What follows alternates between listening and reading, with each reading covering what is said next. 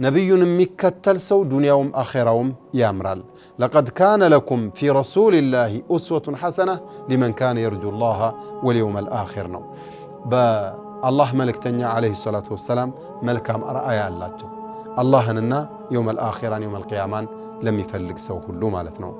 አላህን የሚነቅፍ ሰው ረሱልን የሚነቅፍ ሰው የአላህን ድንበር የሚተላለፍ ሰው جهنم مستنو ميكباو كما قال عز وجل ومن يعص الله ورسوله ويتعدى حدوده يدخله نارا خالدا فيها وله عذاب مهين ይሄ መቼም በጣም ወሳኝ ነገር ነው። አንዳንዶቹ ሰዎች የነብዩን አለይሂ ሰላቱ ወሰላም የህይወት ታሪክ መማር ትኩረት አይሰጡትም።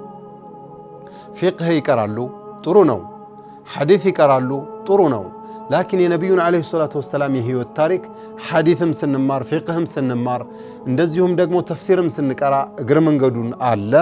ግን የነብዩ የህይወት ታሪክ እንደ ሌሎቹ የትምህርት አይነቶች በተለየ መልኩ ሰዎች ሊማሩት ይገባል።